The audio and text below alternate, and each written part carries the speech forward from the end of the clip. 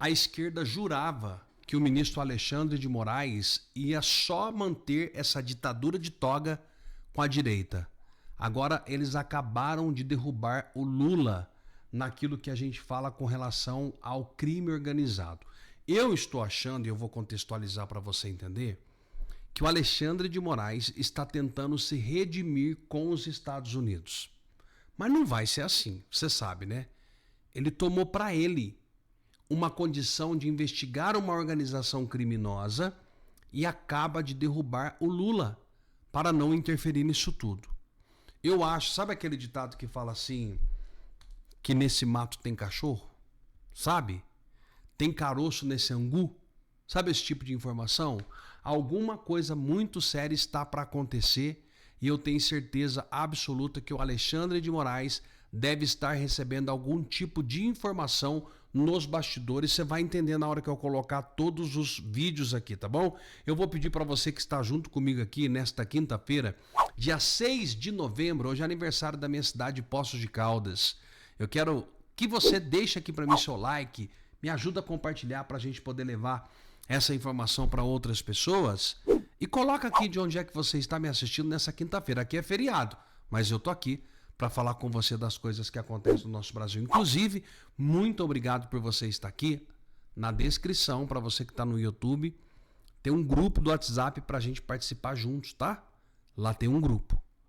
Lá eu coloco 90% das coisas que eu não coloco aqui. Por quê? Porque no YouTube e no Facebook tem coisas que não dá para poder colocar. Então, se você quer participar junto comigo, vai no grupo do WhatsApp, vem para cá, vem junto comigo para que a gente possa falar das coisas do nosso Brasil. Eu vou falar rapidamente da empresa RPN, porque hoje, por ser aniversário de Poços de Caldas, ela resolveu fazer esse combo capilar para você, só até às 6 horas da tarde. É o combo chamado Resgate Capilar. Isso aqui, gente, vende em farmácias, salão de cabeleireiro, um monte de lugar credenciado para receber esse combo. É 3 Haircap, 3 Elixir, 2 ampolas do hormônio do crescimento e o Native, que é um composto fortíssimo para o cabelo. Isso aqui vai recuperar o teu cabelo, é uma condição totalmente especial. Você precisa ligar agora para 0800 355 3000 para poder adquirir esse combo, que é só hoje, tá? Semana passada um monte de Alberto, quero aproveitar. Não aproveitaram, chegou na segunda-feira, não tinha mais. Então, se você quiser esse combo, é hoje. Até às 6 horas da tarde, você passa a mão no telefone para você recuperar o seu cabelo, recuperar a tua autoestima, assim como eu era, né, gente? Eu era totalmente careca, eu vivia pros cantos aí simplesmente achando que não tinha mais condição de curar o cabelo, de salvar, mas não, o meu cabelo foi recuperado. Você tem essa oportunidade hoje. Passa a mão no telefone e liga para 0800 355 3000. Mas quero falar com você que é homem, porque eu me comprometi de fazer isso. Novembro Azul. Homens têm preconceito de fazer exame e não deveria ter. De próstata. Estão morrendo no Brasil mais de 40 homens por dia. E essa informação, por mais que esteja na web, em portais de notícia, Ministério da Saúde, é uma coisa que a imprensa se cala e não fala. Homens estão morrendo vítima de câncer de próstata. E eu tenho um Herbal Pro Mais, que é licopeno e o óleo da semente de abóbora para cuidar de você. Eu tenho relatos de diversos homens que estavam com a próstata inchada, inclusive meu pai, estava com problema e tomou o Herbal Pro Mais e resolveu. E se você não quer ter o problema, porque aí é melhor, você não ter o problema, você vai tomar o Herbal Pro Mais para preservar a sua próstata. 6 meses, tem que tomar 6 meses, tá? Para ter um resultado bacana.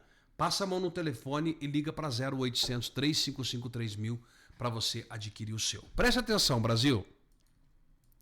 Eles achavam que o ministro Alexandre de Moraes ia ficar apenas na direita. Não. Quando nós olhamos para países que tiveram a implementação da ditadura, nós sabemos que um ditador, ele não fica apenas com um lado, ele pega tudo. E agora o Supremo Tribunal Federal acaba de derrubar o Lula nas questões que investigam o crime organizado no Rio de Janeiro. O Lula, para tentar salvar a pele dele, para não dizer que não está nem aí com o narcotráfico, falou, não, nós vamos investigar. O Alexandre de Moraes e isso aqui é uma suposição, é pelo que eu olho, pela análise que eu olho, deve ter recebido alguma informação de que tem que fazer alguma coisa com o crime organizado. Olha isso aqui, gente. Alexandre de Moraes, determinando que o ministro Alexandre de Moraes, determinando que a Polícia Federal abra o inquérito. E aí, Natuza, a gente está falando de um inquérito mais macro para poder atuar principalmente em duas frentes. Primeiro, tentar entender como é a lavagem de dinheiro, entender e investigar como é a lavagem de dinheiro das organizações criminosas, das facções e também das milícias. E um outro ponto que a Polícia Federal vai se ater é a inserção, ou seja, a infiltração de criminosos dentro do poder público. Como é que se dá isso? Dentro do poder público. Então quer dizer que o Alexandre de Moraes toma a decisão de que vai buscar informações dentro do poder público, dentro do governo. Se o Comando Vermelho está inserido lá dentro, qual que é a resposta? Nós sabemos qual que é a resposta. Polícia Federal, portanto, atuando nessa linha de frente. E vamos lembrar, né, Natuza, o diretor-geral da Polícia Federal, o Andrei Passos, ele chegou já a dizer, né, principalmente no contexto dessa última operação que acompanhamos na semana passada, de que a expertise da Polícia Federal está nessa atuação mais macro. E até porque o ministro Alexandre de Moraes, complementando, inclusive, essa fala, né, de Andrei Passos, juntando, né, essa linha, esse direcionamento, diz que a ideia do combate ao crime organizado deve passar pela questão de tentar romper essa parte financeira dessas organizações, dessas facções, de uma certa forma sufocar, né, asfixiar, para que eles não tenham recursos para seguir ali cometendo o crime. Então nós podemos chegar à conclusão, aqui, mediante o que essa jornalista está falando, que já existe um racha entre o Alexandre de Moraes e o Lula. Eu penso, de forma bem sorrateira, vamos dizer assim, de pensar, que o Alexandre de Moraes está tentando mostrar tchauzinho para os Estados Unidos, que não vai funcionar, tá? Não vai funcionar. Essas artimanhas, essa tentativa, esse jeito de fazer a coisa acontecer, não funciona. Eles acham que os americanos são bobos, que o Trump, que o Marco Rubio é bobo, entendeu? Eles acham que essa turma está dormindo, mas aqui é uma pedrada do Alexandre de Moraes em cima do Lula. Pedrada. Braba. Pedrada. Nós vamos aguardar, como sempre, cenas dos próximos capítulos para que a gente possa saber de fato o que vai acontecer. Vocês da esquerda acharam que o Alexandre de Moraes ia ficar só pro lado da direita, né? Tá aí uma resposta nua e crua. Agora é para cima da esquerda que ele vai e eu tenho certeza que ele vai com tudo. Vamos aguardar cenas. Onde eu estava falando do Carlos, o cara teve a coragem de escrever que Carlos Bolsonaro não é fenômeno coisa nenhuma porque ele ficou não sei quantos anos como vereador. O que ele fez na vida? Ô retardado. O fenômeno de virada na internet, no âmbito político, chama-se Carlos Bolsonaro. Ele elegeu um presidente do Brasil. Porra, ele elegeu um presidente. Então, assim, cala a boca, burro. Eu tenho dificuldades. Se alguém quiser criticar coisas reais de Carlos, Flávio, Eduardo e do próprio Jair Bolsonaro, cara, eu sou, assim, aberto. Eu não tenho problemas. Porque eu faço essas críticas a eles. Tanto é que tem gente que não gosta. Até hoje tem gente que fica puta comigo por daquele negócio. Não liga pra mim, Bolsonaro. Eu tava puto de uma coisa que ele tava errando. Então, assim, eu tenho a liberdade de conversar com qualquer pessoa que tenha críticas à família. Não tem problema nenhum. Agora, mentir são outros 500. Tá? Eles conseguiram, sobretudo Carlos, com a internet, entendendo como a internet funciona, sem usar de subterfúgios criminosos, usando de adesão, engajamento, propósito, voluntarismo, né? Galera voluntária ali, trabalhando, ajudando. O Carlos revolucionou o que era a política por meio da internet. E o mais incrível, hoje, sabe qual é o argumento da galera com relação ao uso da internet para se candidatar? A internet não elege ninguém. Internet não elege ninguém. Internet não elege ninguém. Eu preciso de fundo eleitoral. Eu preciso do cara do Centrão comigo. Eu preciso do fulano comigo. senão eu não vou conseguir se candidatar. Claro, você não tem histórico, você não conversa com o seu público, você não sai às ruas.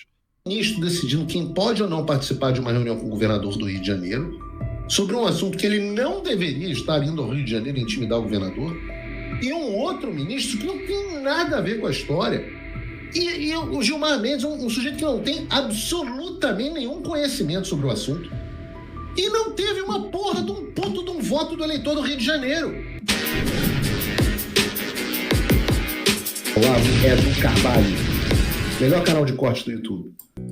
Vamos começar o programa de hoje falando sobre o imperador do Brasil, né? O imperador do Brasil. Aquele que de mais cedo ou mais tarde tudo cai nele. Aquele que realmente manda no Brasil. Nós chegamos num ponto que ninguém mais nem se surpreende quando o Alexandre de Moraes usurpa uma prerrogativa que não é dele.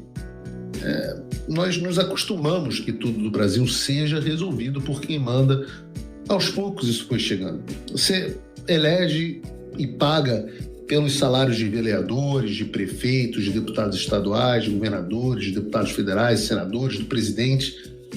Mas hoje quem decide absolutamente tudo, no Brasil pelo menos, são pessoas que não tiveram um puto de um voto sequer. Isso que se chama hoje em dia de democracia. Nesse contexto é que surge, então, ainda na semana passada, essa notícia de que o Alexandre iria ao Rio de Janeiro para ouvir explicações do governador do estado, Cláudio Castro, sobre a operação da Polícia Militar nos complexos do Alemão e da Penha. A justificativa, porque isso é uma coisa meio... Não dá a impressão para vocês que o rei vem ao nosso condado pedir explicações, né, para o capitão das capitanias hereditárias? É uma coisa meio bizarra, né? Mas a justificativa fajuta para isso é que agora, como vocês sabem, o Alexandre virou, segundo muitos, contra as regras do Supremo Tribunal Federal, o relator da DPF das favelas, aquela mesma DPF que proibiu a polícia do Rio de Janeiro de subir morro, utilizar helicóptero, etc., para fazer a operação e fortalecer o narcoterrorismo do Brasil. Falamos sobre como isso aconteceu no programa passado e retrasado. Agora, até onde eu me lembro, né, se é para a gente fingir que existe império das leis, no império das leis, se é para fingir que existe lei, o juiz, se ele é um juiz, ele deveria se pronunciar nos autos do processo e mediante a provocação de uma das partes. Mas como eu já disse aqui inúmeras vezes que o Alexandre não é juiz, e sim um pseudo-juiz, ele decide fazer as coisas como ele quer, sem que ninguém tenha provocado processualmente, e resolveu fazer, na verdade, aquela famosa visita intimidatória ao governador do Rio, Cláudio Castro, para pedir explicações sobre a mega operação que levou de arrasto uma centena de vagabundos. Como se não fosse ruim o suficiente, a visita, essa ideia de fazer uma visita intimidatória, ou seja, um homem mais poderoso do Brasil fazendo uma visita intimidatória, segundo reportou a Bela Megali, o Alexandre ainda tomou para si a prerrogativa e o poder de decidir que poderia ou não, quem poderia ou não participar dessa reunião. E eu digo o seguinte, tá aí a reportagem, não sou eu que estou dizendo, de novo, é a Bela Megali do Globo. Equipe de Moraes aprova e veta nomes que participam da reunião com Cláudio Castro sobre a operação no Rio. E reparem que ainda tem um trecho que é um trecho, essas coisas. Tem um trecho que passa quase que assim, sem atenção na reportagem, que diz o seguinte: o decano do STF, Gilmar Mendes, cobrou que Cláudio Castro apresentasse um plano de recuperação dos territórios dominados por facções e milícias. O ministro, agora esse é o Gilmar Mendes, não é o Alexandre, o ministro afirmou que, abre aspas, enquanto esse plano não sair do papel e as incursões forem pontuais, o resultado dessas operações continuará sendo parcial e sustentável. E eu tenho que trazer isso para vocês, porque eu não vi comentários o suficiente sobre esse assunto em nenhum lugar, nem de comentaristas de direito. Porque eu acho que nós chegamos num fundo do poço que as pessoas nem param mais para se dar conta de que nós temos um ministro decidindo quem pode ou não participar de uma reunião com o governador do Rio de Janeiro sobre um assunto que ele não deveria estar indo ao Rio de Janeiro intimidar o governador, e um outro ministro que não tem nada a ver com a história, mandando o governador do Rio de Janeiro fabricar uma política de segurança pública para o Rio. E o Gilmar Mendes, um sujeito que não tem absolutamente nenhum conhecimento sobre o assunto, e não teve uma porra de um puto de um voto do eleitor do Rio de Janeiro. E isso é que se chama agora de democracia. Esse é o Brasil de 2025. E é por isso que eu chamo essa bosta de Xandaquistão. Não foram só os secretários e membros do governo do Rio que foram secretários e membros do governo do Rio que foram vetados pelo imperador Alexandre. Mas também, claramente, acabou sendo vetada a imprensa. Vejam só o que a Record reportou sobre esse assunto. Por favor. Agora, depois que a Secretaria de Comunicação do Governo do Estado, então, anunciou que, de fato, não vai ter nenhuma coletiva de imprensa. Segundo eles relataram para a gente, o próprio ministro da STF, Alexandre de Moraes, proibiu, então, qualquer aviso à imprensa, ou qualquer comunicação dos próprios secretários aqui da cúpula da Segurança Pública do Rio de Janeiro com a imprensa, que essa reunião está a portas fechadas, a gente já sabia, mas eles atualizaram também o teor da restrição também. Foi extremamente restrita essa reunião. Nem assessores de comunicação, por exemplo, do governador, do Cláudio Castro, que costumam participar dessas reuniões, puderam entrar. Delegados da Polícia Civil também ficaram de fora, porque vieram até aqui os delegados da DRE, que encabeçou inclusive a recuperação da semana passada, delegado da CORE, também o comandante do BOP também estão aqui, mas não puderam entrar, ficaram do lado de fora, só entraram mesmo, então, o governador, além do ministro do STF, Alexandre de Moraes, e também os secretários, né, o secretário de Segurança Pública, da Polícia Civil e da PM, e mais uma pessoa também, que é o Procurador-Geral do Estado, o Renan Miguel Saad. Então, essa reunião está extremamente restrita, portas fechadas, e ao que tudo indica que a gente vai saber muito pouco do que saiu, né, e qual foi o teor também dessa reunião, o que eles conversaram ali entre governo do Estado e ministro do STF. Mas a gente está aqui acompanhando, Tino. E vejam, não foi só... O Alexandre não proibiu só a presença da imprensa da reunião. O que seria até... Tudo bem, é possível que algumas reuniões sejam a portas fechadas. Né? É curioso que o governador não possa escolher os membros da sua equipe que vão participar da reunião e que seja determinado pelo pseudo-juiz que não deveria estar visitando, a não ser que o objetivo da reunião fosse, de fato, fazer uma ameaça. Fosse, de fato, intimidatório. Mas o Alexandre também proibiu que as poucas pessoas que participaram da reunião dessem entrevistas ou tivessem qualquer tipo de contato com veículos de notícia. O que será que foi discutido lá dentro? Que é tão sigiloso que as pessoas não podem saber. Olá pessoal, eu sou Eliel, criador do canal Olavo é do Carvalho, e eu tenho um recado muito importante para passar para vocês. Só lembrando que a gente tem vídeos novos aqui no canal todos os dias às 18, 19 e 20 horas.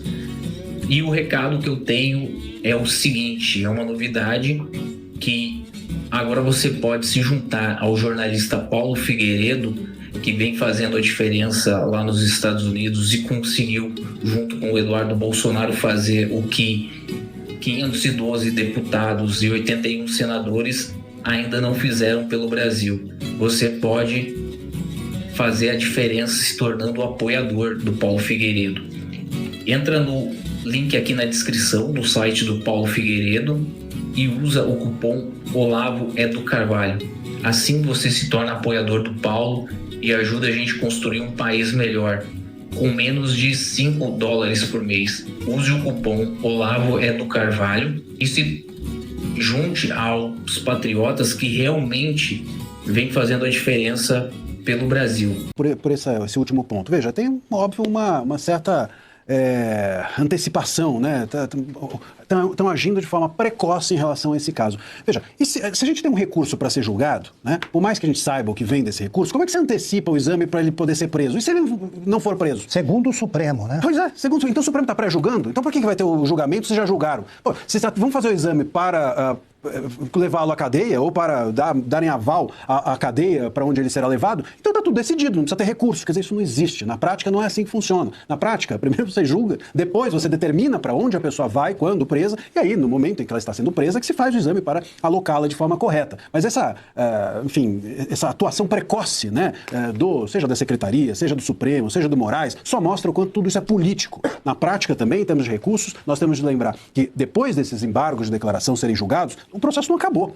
É muito comum que depois dos embargos de declaração, a defesa oponha outros embargos. E depois dos outros embargos, eu mesmo como advogado já fiz 1, 2, 3 embargos de declaração. Quando o juiz ignorou o que eu estava dizendo, eu fui e fiz de novo. Ignorou outra vez, eu fiz da terceira vez. A sentença não transitou em julgado. Não transitou em julgado. E aí, além dos embargos de declaração, tem ainda os embargos infringentes que a gente fala, que poderia levar o caso para ser avaliado pela segunda turma, e a segunda turma depois poderia fazer com que aquele caso fosse julgado pelo plenário. E alguém poderia pedir vista, e o recurso, então, portanto, poderia levar o Bolsonaro, em tese, obviamente, a ser inocentado. Como é que eles já vão fazer exame para saber se ele vai ser preso? Quer dizer, tudo isso só expõe que existe um plano político para esse caso jurídico, que o direito é apenas um instrumento de atuação política do Moraes e do STF. E mais, se a gente olhar para a jurisprudência do STF, se é que a gente pode levar a sério a jurisprudência do STF ou o próprio STF, os precedentes são todos de ex-presidentes não serem presos em presídios, e sim em celas especiais. O próprio Lula. O Lula não ficou num presídio, né? Todo mundo ia lá na porta da Polícia Federal, dar bom dia Lula, não sei o que e tal. Não ficou em presídio. O Temer, quando foi também preso, não ficou em presídio. O Collor não ficou em presídio.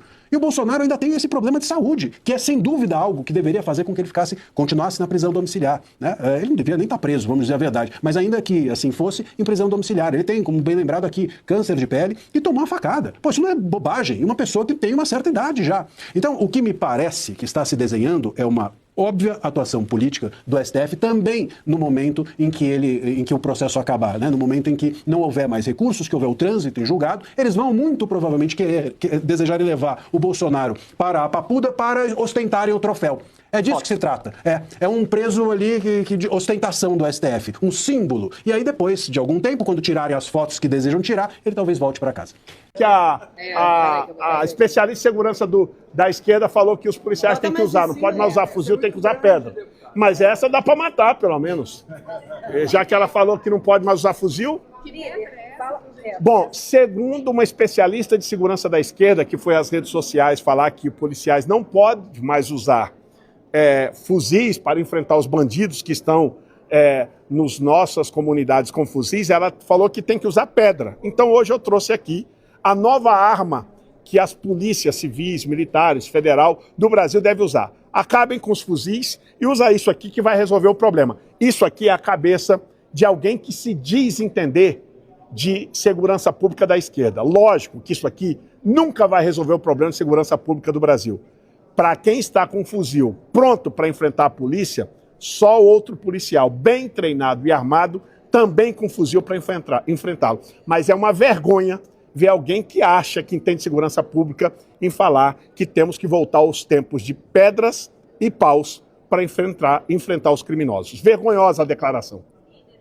Existe um senso de pertencimento muito forte, existe uma migração muito grande vindo para Santa Catarina, porque nós temos bons índices de segurança, enfim, IDH, várias questões. E essa questão de Santa Catarina tem sido muito forte. Então é natural, só que a gente precisa tratar. Se a gente precisa apoiar o Carlos Bolsonaro, e ele vai ter o meu apoio, por que ele vai ter o meu apoio?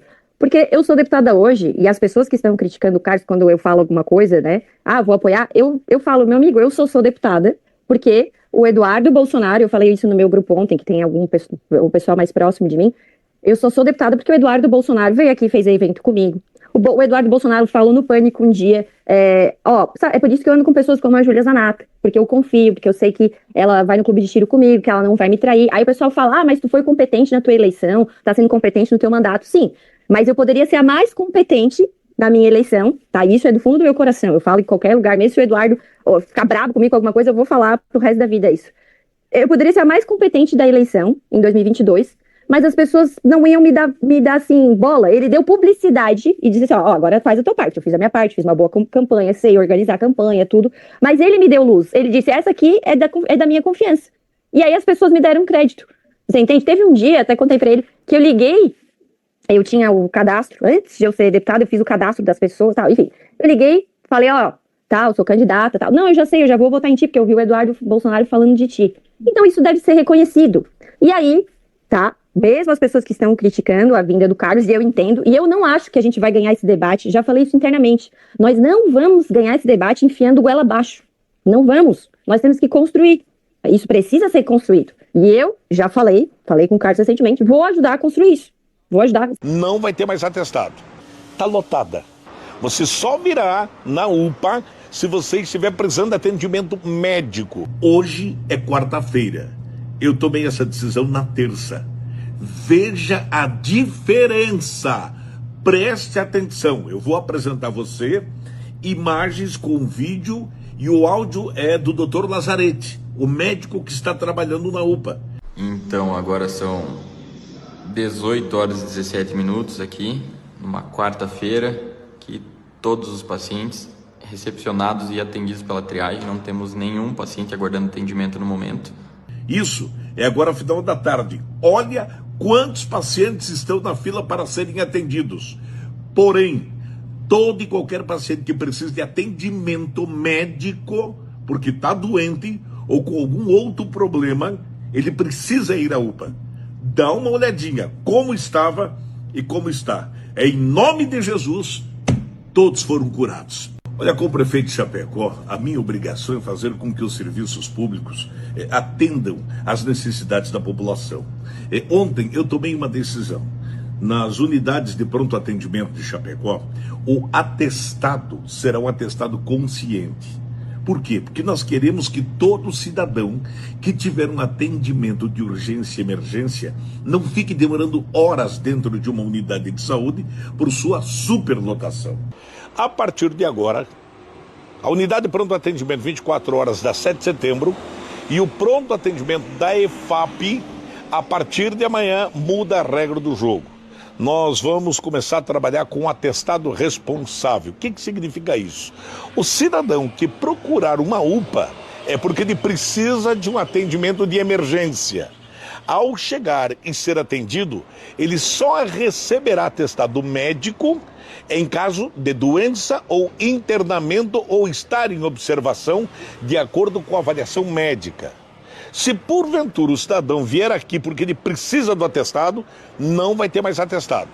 Em primeiro lugar, eu quero cumprimentar o deputado Lindbergh Farias, você também, Juliana, a CNN, é uma honra estar aqui. Olha, uma coisa que esse governo não tem apreço, com todo respeito a quem pensa diferente, é o enfrentamento da criminalidade no Brasil.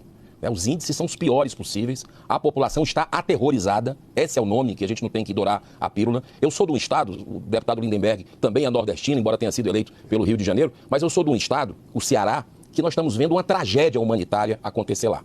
E olha os números que não existe coincidência. Você tem dos 12 municípios mais violentos do Brasil, segundo o Fórum Brasileiro de Segurança Pública, 10 estão, sabe onde?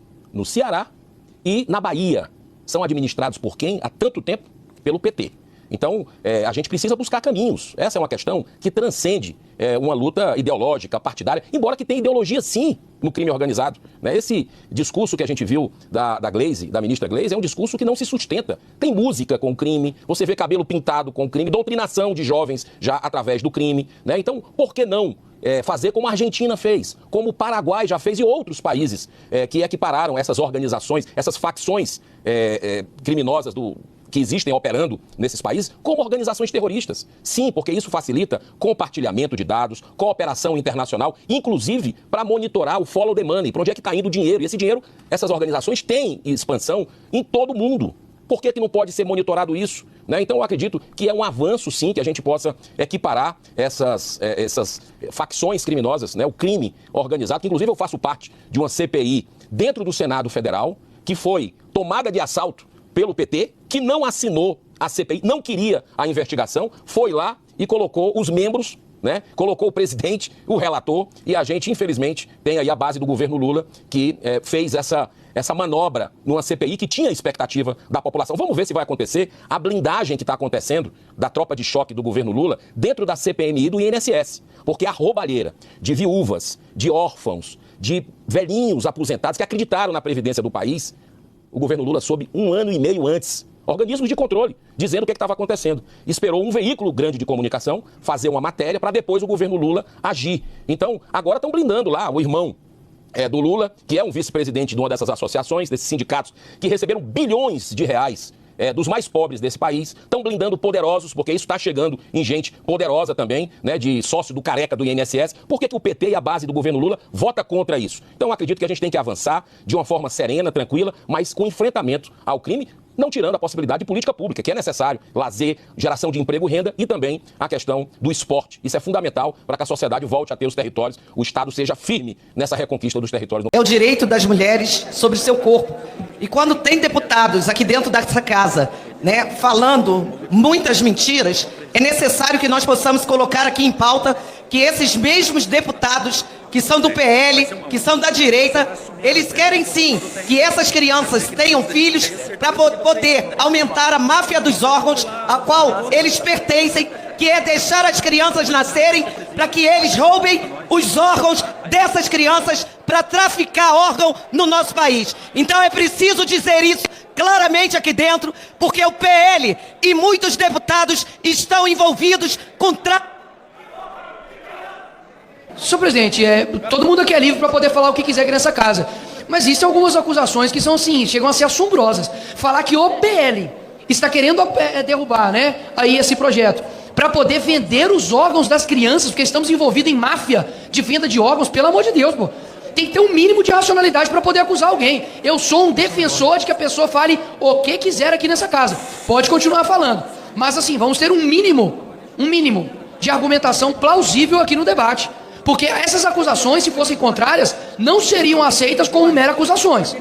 Seriam aceitas como acusações graves e que de fato são, e que colocam um partido inteiro em uma posição de criminosos, que nós não somos. Eu nunca vi uma manchete, Marcelo Van Hatten, de que alguém aqui estaria envolvido em tráfico de órgãos de bebês. Pelo contrário, nós queremos que essas crianças nasçam para que elas tenham direito à vida. Sinceramente, vamos nivelar aqui, ter um denominador comum para que nós tenhamos uma multiplicidade de ideias, mas que elas tenham um mínimo de racionalidade, presidente. Só isso que eu peço. Essa quinta-feira eu vou estar na residência do presidente dos Estados Unidos, no Mar-a-Lago, para palestrar, falar do combate ao comunismo, expor o que está acontecendo no Brasil, para um público muito seleto, que são os maiores doadores do CIPEC Estados Unidos, né? Na verdade da ACU, que organiza o CIPEC. Fico muito lisonjeado, eu acho que é um evento importante para network, fazer relacionamentos, aquele trabalho formiguinha que muitas vezes as pessoas não veem, só veem quando você tira a foto com a autoridade de alto nível. Mas olha só como é que o Metrópolis, o Igor Gadelha noticiou isso. Eduardo Bolsonaro vai a retiro no resort de Trump. Parece até que eu estou indo para um spa, né? E o mundo está tão louco que o Globo foi muito melhor do que o Metrópolis, olha lá. Eduardo Bolsonaro fala sobre combate ao comunismo global em evento no resort de Trump. Então, meus caros, a mensagem é não parar, não precipitar, não retroceder. Nós venceremos. Martin De Luca tuitou isso aqui, ó, que é algo que a gente precisa mostrar pro pessoal.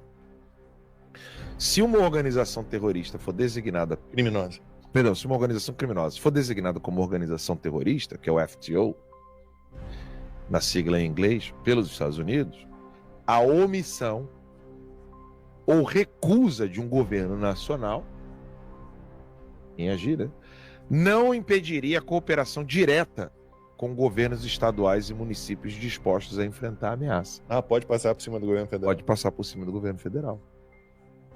A história oferece precedente. Quando os governos centrais não estavam dispostos ou não conseguiram confrontar atores não estatais violentos, os Estados Unidos estabeleciam parcerias diretas com autoridades locais ou regionais, desde as forças curdas no Iraque até as milícias locais na Síria, a fim de neutralizar ameaças transnacionais.